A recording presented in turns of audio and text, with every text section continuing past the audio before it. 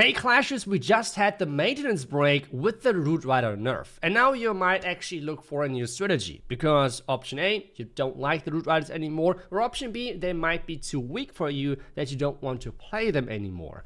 Either way, I have the solution for you. This strategy right here is just insanely powerful, really easy to play, and anyone can really quickly pick this up. As well, the equipment combinations are not as crazy. They're using mostly default equipment, which you most likely have already upgraded. And the Baron King used this equipment. It's by far the best. You most likely have it already on a decent level. On the Archer Queen, you have two options. First option, invisibility and the healer puppet, or invisibility and the frozen arrow. Both are great options, great combinations, but since most of you have most likely not a highly leveled frozen arrow, we're going to use the healer puppet for this video. On the Warden, you have two options as well. Option number one, you're going with the Eternal Tome and the Life Gem, my personal favorite, or you're going for the Eternal Tome with the Healing Book.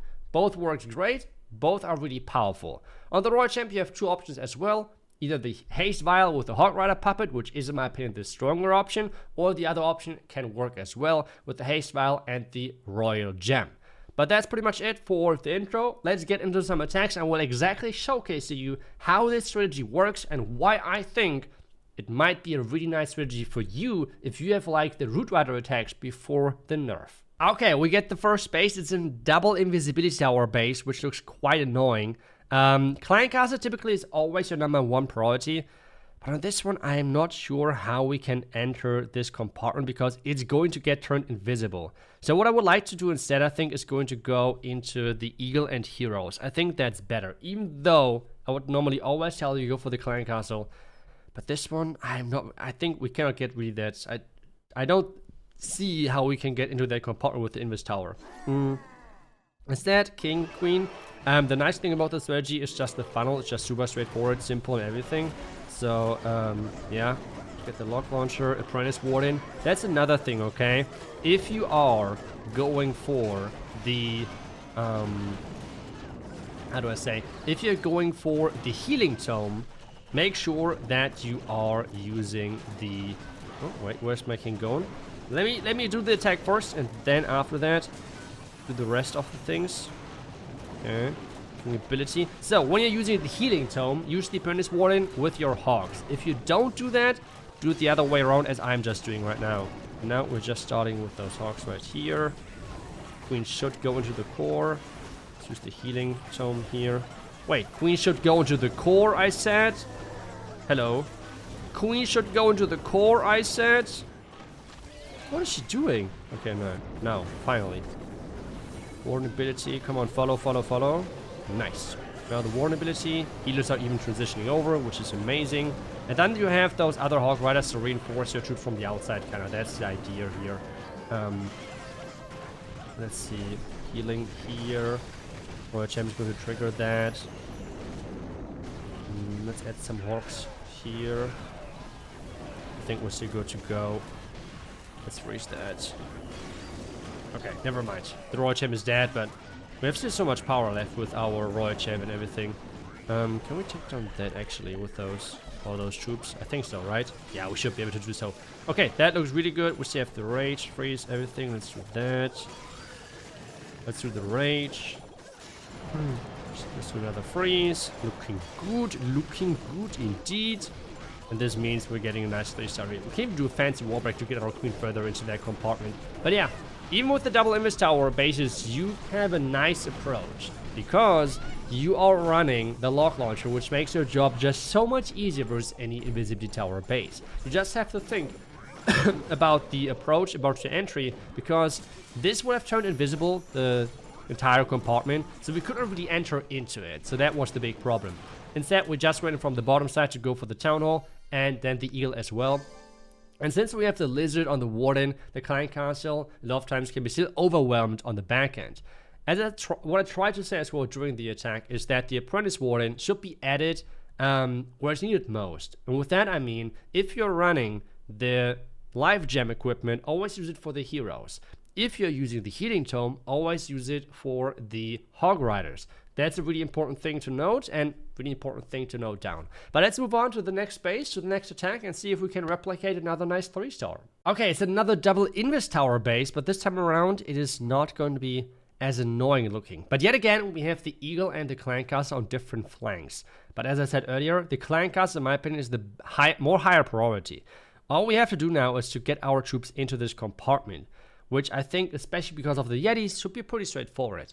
Most of the strategies are using really complex funnel methods like sneaky goblins, whatever, but this with the double Yeti is just super straightforward. Yeti 1, Yeti 2, wall break, and get your troops into the base.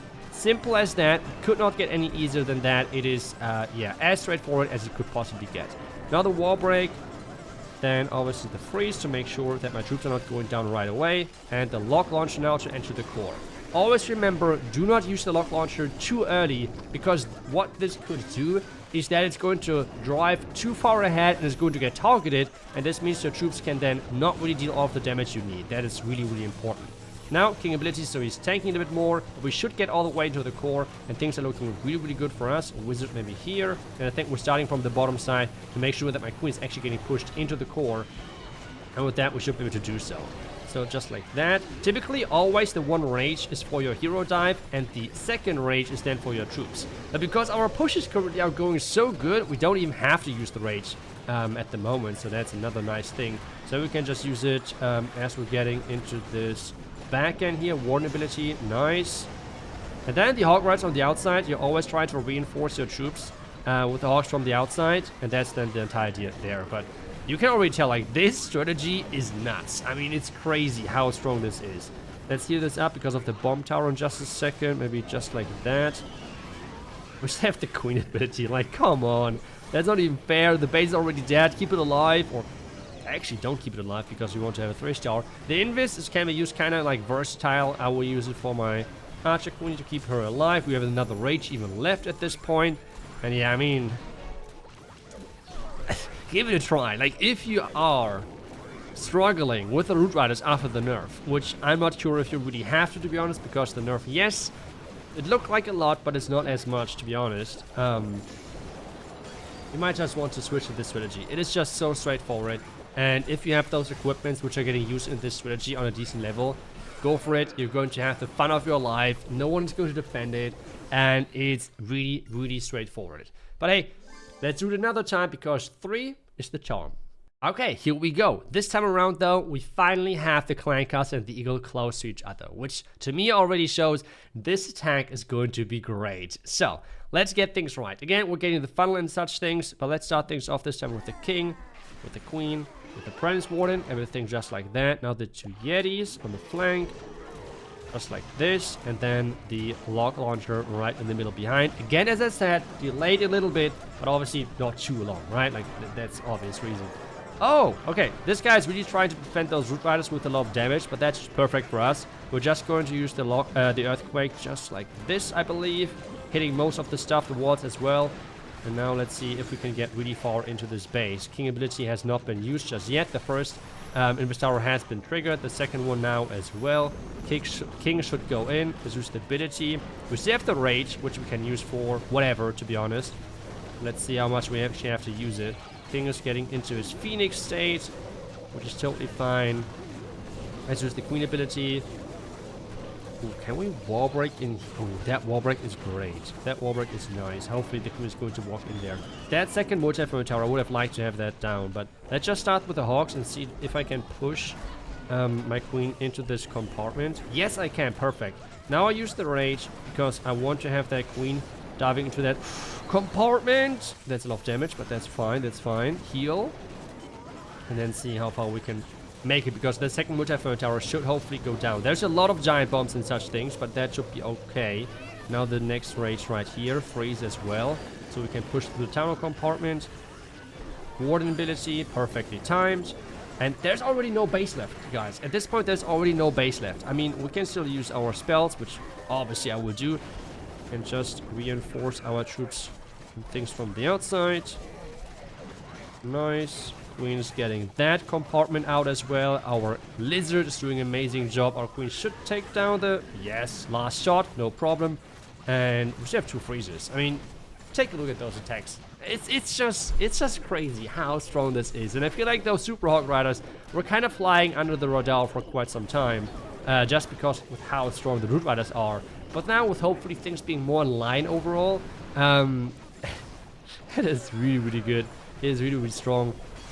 And a lot of fun as well to use. And the cool thing about this as well is that it's so straightforward. It's always the same approach. You have those super easy funnel methods with the Yetis.